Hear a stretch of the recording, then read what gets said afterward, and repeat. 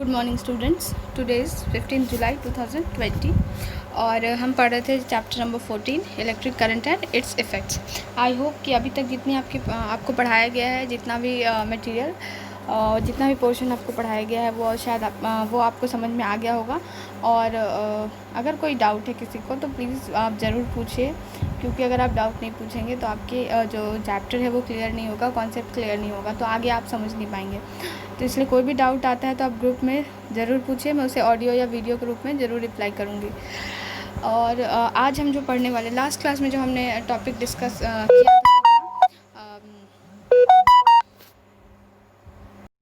Last class में जो हमने टॉपिक डिस्कस किया था वो क्या था, वो आपका इलेक्ट्रिक फ्यूज़ पे हमने ख़त्म किया था कि जो heating effects of electric current है उसमें जो एक यूज़ है वो इलेक्ट्रिक फ्यूज़ भी एक तरह से यूज़ है।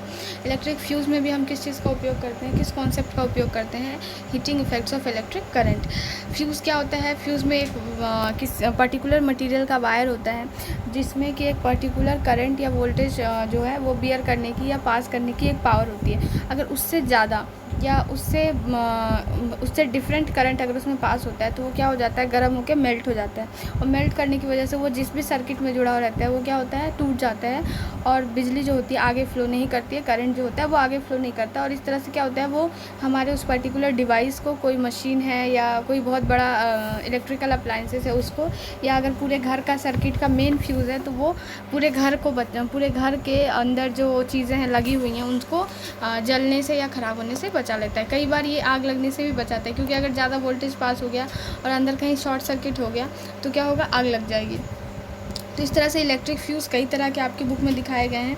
एक फ्यूज़ जो 14.14 में दिखाया गया, फ्यूज़ यूज्ड इन बिल्डिंग्स, पूरी बिल्डिंग का लाइट पूरी बिल्डिंग के लिए जो यूज़ किया जाता है वो इस तरह का होता है जिसको हम लोग इंसर्ट करते हैं और बाहर निकालते हैं। और ये छोटे छोटे जो फ्यूज़ दिखाए गए हैं 14.15 में, वो क्या है, वो इलेक्ट्रिकल अप्लाइंसेस में यूज़ किया गया फ्यूज़ है, जो कि किसी पर्टिकुलर जैसे टीवी, फ्रिज, एयर कंडीशनर, इन सब में पर्सनल हर एक मशीन का जो अपना फ्यूज़ होता है वो इस तरह का होता है, जो कि आपको 14.15 में दिखाया गया है। तो ये सब हमने डिस्कस कर लिया था। अब यहाँ पे एक और चीज़ आपको दी गई है, miniature circuit breaker, MCB. MCB का नाम आपने सुना होगा, आजकल हर बिल्डिंग में एमसीबी लगी हुई होती है। और अगर कुछ करंट या वोल्टेज में फ्लक्चुएशन होता है या कहीं पे भी इलेक्ट्रिसिटी में कुछ प्रॉब्लम हो जाती है, दो वायर आपस में क्या हो जाते हैं, टच हो जाते हैं, तो उस केस में क्या होता है, एमसीबी का जो स्विच है वो क्या होता है, ऑफ हो जाता है, गिर जाता है। हमें वापस अगर हम उसी तरह से फॉल्ट पोजीशन में अगर हम उस स्विच को उठाने की कोशिश करेंगे तो वो ऑन नहीं होगा तब, जब तक कि हम जो फॉल्ट है हमारे पूरे घर में या पूरे बिल्डिंग में उसको ठीक ना कर ले, उसको चेक ना कर ले और उसको करेक्ट ना कर ले, एमसीबी वापस क्या होगी, चालू नहीं होगी।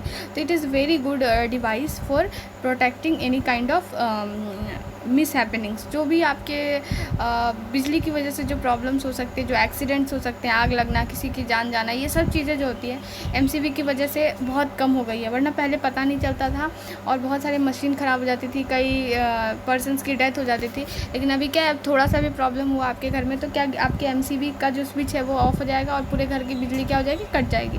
फिर आपको पता चल जाएगा कि कहीं ना कहीं कोई ना कोई दिक्कत है और आप उसे चेक करेंगे और उसे आप ठीक करवाएंगे। तो ये तो एमसीबी का काम हो गया। एमसीबी में भी फिर से वही बात बोली गई है कि आईएसआई मार्क, हमने लास्ट क्लास में बताया था कि आईएसआई मार्क जो होता है गवर्नमेंट ऑफ इंडिया के द्वारा जो होता है इलेक्ट्रिकल अप्लाइंसेस को दिया गया है।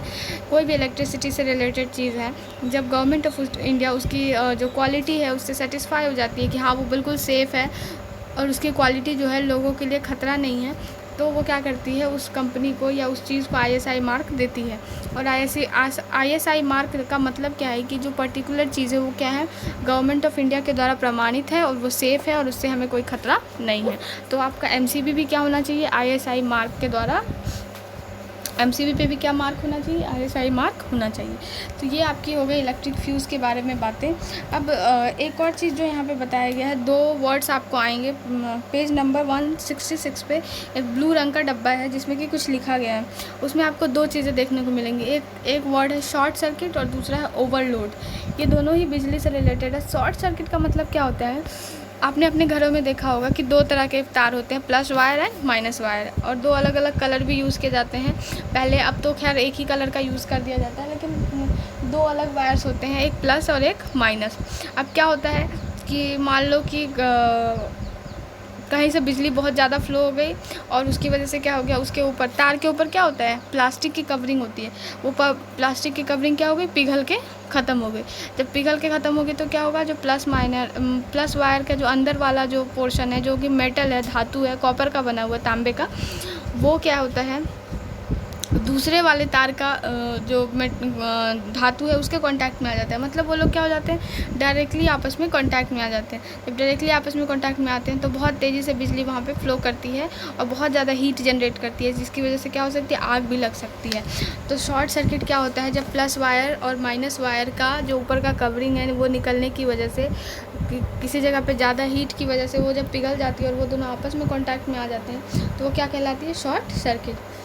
दूसरा है ओवरलोड। ओवरलोड क्या होता है, जब आपने एक ही सॉकेट से, एक छोटा सा सॉकेट है उसमें आपने मल्टीपल सॉकेट वाला जो प्लग होता है उसको लगा के उसमें से बहुत सारी चीज़ें चला रहे हैं, तो क्या होगा, उस पर्टिकुलर जगह से एक ही टाइम पे बहुत ज़्यादा बिजली क्या होगी, यूज़ होगी, जिसकी वजह से वहाँ पे बहुत ज़्यादा हीट जनरेट होगी और यही जो है इसकी वजह से भी क्या हो सकती है, आग लग सकती है। तो ओवरलोड क्या होता है, जब हम एक सिंगल सॉकेट से बहुत ज़्यादा हम लोग क्या लेने लगते हैं, आउटपुट लेने लगते हैं, वहाँ से करंट लेने लगते हैं, तो वो क्या हो जाता है, ओवरलोड। तो ये आपका टॉपिक ख़त्म हो गया, heating effects of electric current. अब इसके आगे का जो टॉपिक है वो क्या है, magnetic effect of electric current.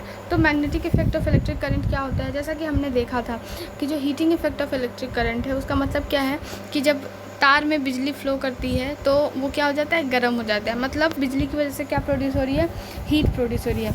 उसी तरह का एक इफेक्ट है जिसको हम लोग बोलते हैं magnetic effects of electric current. Magnetic effect of electric current की खोज सबसे पहले एक साइंटिस्ट ने की थी, जिनका नाम और फोटो आपके बुक के पेज नंबर 167 पे दिया हुआ है।